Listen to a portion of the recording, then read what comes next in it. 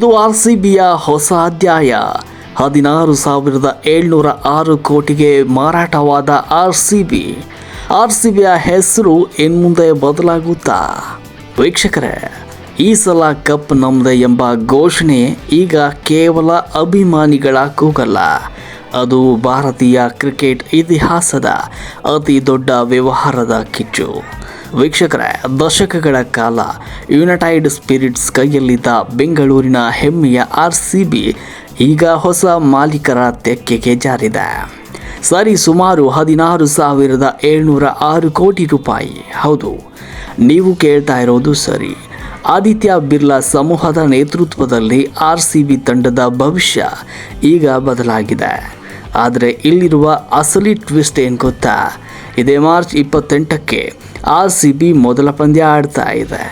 ಆದರೆ ಅದಕ್ಕೂ ಮುನ್ನ ತಂಡದ ಹೆಸರೇ ಬದಲಾಗುವ ಸಾಧ್ಯತೆ ಕೂಡ ಇದೆ. ಯಾಕೆ, ಏನು ಅನ್ನೋದನ್ನು ಈ ವಿಡಿಯೋದಲ್ಲಿ ಡೀಟೇಲ್ ಆಗಿ ನೋಡ್ತಾ ಹೋಗೋಣ.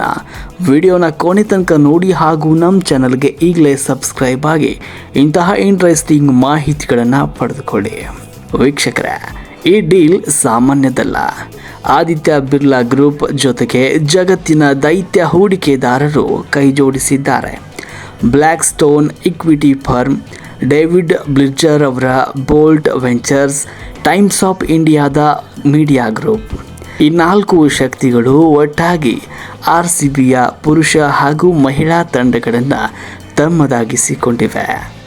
ಡಿಯಾಜಿಯೋ ಕಂಪನಿ ಕಳೆದ ನವೆಂಬರ್ನಲ್ಲೇ ಒಂದು ಮಾತನ್ನು ಹೇಳಿತ್ತು: ನಮಗೂ ಕ್ರಿಕೆಟ್ಗೂ ಸಂಬಂಧವಿಲ್ಲ, ನಾವು ಮಾರ್ಚ್ 31ರ ಒಳಗೆ RCB ತಂಡವನ್ನು ಮಾರಾಟ ಮಾಡ್ತೇವೆ ಅಂತ. ಅಂದುಕೊಂಡಂತೆ ಈಗ ಕೋಟಿ ಹಣದ ವಹಿವಾಟು ನಡೆದಿದೆ.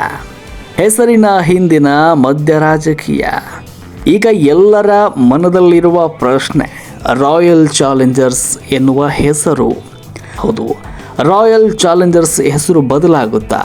ಇದನ್ನು ಅರ್ಥ ಮಾಡಿಕೊಳ್ಬೇಕಂದ್ರೆ ನಾವು ಇತಿಹಾಸಕ್ಕೆ ಹೋಗಬೇಕು. ವಿಜಯ್ ಮಲ್ಯ ಅವರು ತಮ್ಮ ಮಧ್ಯದ ಬ್ರ್ಯಾಂಡ್ ರಾಯಲ್ ಚಾಲೆಂಜರ್ಸ್ ಎನ್ನುವ ಪ್ರಚಾರ ಮಾಡೋದಕ್ಕೆ ತಂಡಕ್ಕೆ ಈ ಹೆಸರನ್ನ ಇಟ್ಟಿದ್ರು. ಈಗ ಸಮಸ್ಯೆ ಏನು ಗೊತ್ತಾ? ಈಗ ತಂಡದ ಮಾಲೀಕತ್ವ ಬದಲಾಗಿದೆ.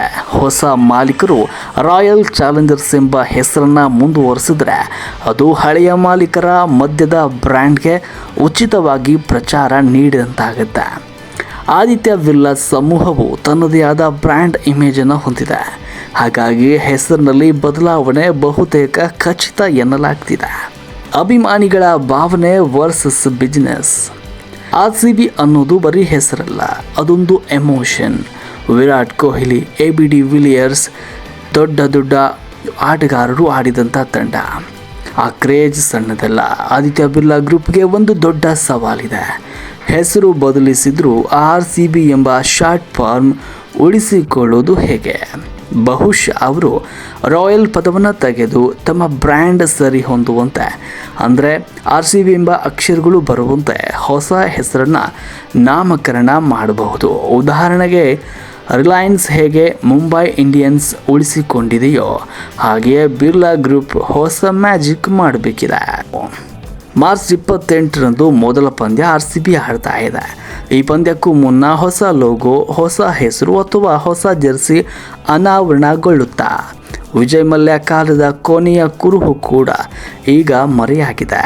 ಈಗೇನಿದ್ರು ಬಿರ್ಲಾ ಕಾಲದ RCB 16,000 ಕೋಟಿ ಸುರಿದಿರುವ ಬಿರ್ಲಾ ಸಮೂಹ ತಂಡದಲ್ಲಿ ಎಂತಹ ಬದಲಾವಣೆ ತರುತ್ತೆ? ಕಮೆಂಟ್ನಲ್ಲಿ ನಿಮ್ಮ ಅಭಿಪ್ರಾಯವನ್ನು ವ್ಯಕ್ತಪಡಿಸಿ ಹಾಗೂ ವಿಡಿಯೋ ಇಷ್ಟವಾಗಿದ್ದರೆ ಲೈಕ್ ಮಾಡಿ. RCB ಅಭಿಮಾನಿಗಳೊಂದಿಗೆ ಈ ವಿಡಿಯೋನ ಶೇರ್ ಮಾಡಿ. ಇಂತಹ ಇನ್ನಷ್ಟು ಅಪ್ಡೇಟ್ಸ್ಗಳಿಗಾಗಿ ನಮ್ಮ ಚಾನಲ್ಗೆ ಸಬ್ಸ್ಕ್ರೈಬ್ ಆಗಿ. ಜೈ ಕರ್ನಾಟಕ, ಈ ಸಲನೂ ಕಪ್ ನಮ್ದಾಗಲಿ.